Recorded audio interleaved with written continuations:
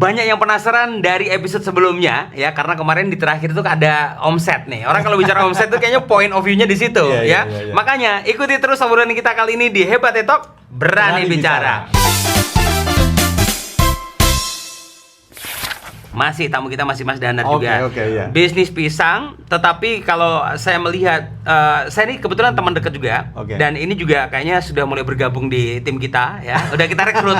Kita hanya merekrut orang-orang hebat. Namanya juga hebat ya. Kalau nggak hebat nggak akan kita rekrut. Kalau kamu hebat, ada peluang untuk gabung bersama kita ya. Nah, Mas Danar, pertanyaannya sederhana. Dulu nih aku masih ingat, mobil dia tuh masih LCGC. Dulu tuh. Iya. Kayaknya nggak sampai setahun deh itu Mas ya. Iya Mas, alhamdulillah kembali rezeki. Nggak sampai setahun ya Mas ya? Iya. Langsung ganti bro. Hampir mirip dengan mobil gue sekarang bro. Apa sekarang? Sekarang ya lebih, lebih tahunnya lebih baru lah. Mobil 2021. Lebih muda. 2021 ya Mas tahunnya ya. Bayangin. Hanya dalam waktu kurang dari ya setahunan bro. Itu oke, kita nggak tahu dari mana, tapi yang jelas kita kan tadi udah ngasih clue bahwa daging kita hari ini soal omsetnya dulu nih. Mas, dari pisang itu omset sampai berapa tuh?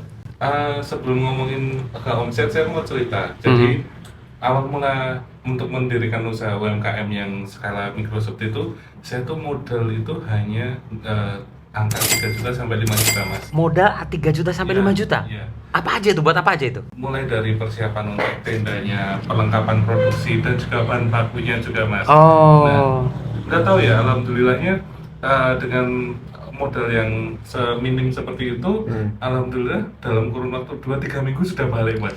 2-3 minggu balik? Itu loh bro. Mantap. Gila, pisang loh ya. Emang gitu. Sepele banget itu pisang. Ya oke. Ini udah bener mindsetnya. Udah bener ya. Padahal waktu itu awal-awal kan belum online ya. Offline aja waktu itu ya. Maka dari itu saya juga kaget sendiri. Kemudian alhamdulillah ketika itu menjadi suatu booming di daerah saya, itu banyak sekali youtuber pada datang juga. Nah ini ngaruh. Yang mengangkat itu ya. Iya, itu saya nggak mudah. Salah satunya Mas Esa juga datang. Ya, aku review pakai Londo Jawa waktu itu ya. Aku review juga. Tanpa ada undangan Mas, jadi pada datang Mas. Lihat pada saat itu ciri khasnya warnanya kuning dan merah seperti itu. Kemudian pembedanya adalah size yang besar dan juga harganya lebih terjangkau. Sehingga alhamdulillah dengan modal yang minim seperti itu, saya di 2-3 minggu itu sudah balik modal dan tinggal profit aja seperti itu. Tinggal profit aja. Itu ternyata ya. Itu per hari bisa berapa Mas tuh Mas?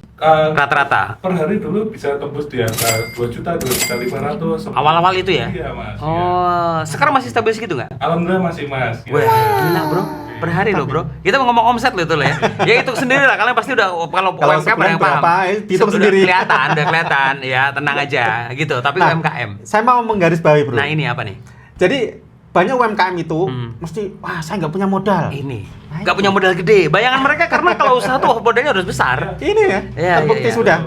Oke. Saya mau cerita sedikit. Saya mulai tahun 2008 memulai es teh dulu. Betul. Itu modalnya berapa? Itu modalnya cuma 300.000. Ini malah 300.000. Tapi tahun 2008 bro. 2008. Ya, cuman bikin bootnya aja sama drink jar-nya itu dari ember dulu. Tapi yang baru ya, bukan yang second. Oke. Tinggal dikasih keran. Keran air. Itu kan cuman 3.000. Diakalin sendiri waktu itu ya. Langsung jadi, tapi ditutup bro. Ini saya tutup. Dikemas lah. Tahu aku lihat sih waktu itu kan sih. Kan pada nggak tahu kalau itu. Ada fotonya nggak? Kalau masih ada fotonya boleh ditampilin juga ya nanti ya. Oh belum tahu nanti. Coba dicek dulu ya. Kalau ada kita tampilin deh ya. Tunggu aja dulu. Ya ini pekerjaan untuk editor lebih berat ya. Dia harus nyari tahun 2008 dulu. Oh iya. Oke. Jadi menarik ya, poin di sini adalah bahwa sebenarnya kalau pengen usaha itu nggak perlu modal besar juga jalan ya. Itu malah jangan modal besar. Oh, justru larangan modal besar. Larangan. Harus modal kecil tapi milik sendiri, nggak boleh utang. Mas Danar aman? Utang apa milik sendiri dulu? Alhamdulillah milik sendiri. Lolos. Ini salah satu kuncinya kali ya. Betul. Ciri-cirinya. Terus kemudian Mas, sekarang udah berkembang nih. Sempat franchise juga nggak? Ya, dulu kita sempat franchise Mas. Ada di beberapa daerah.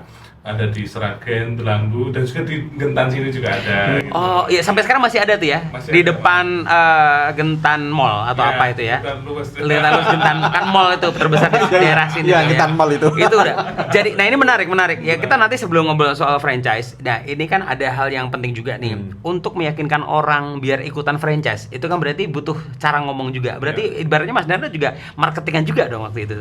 Pastinya Mas, tapi sudah didasari dari pihak calon mitra kita, dia sudah memiliki keinginan untuk berwirausaha. Betul. Namun bingung nih pengennya apa sih? Betul. Gitu. Nah, artinya kamu juga butuh kemampuan untuk ngejelasin, ya kan? Berarti public speaking-nya juga jalan juga, Bro. Harus. Makanya iya harus kan? berani bicara.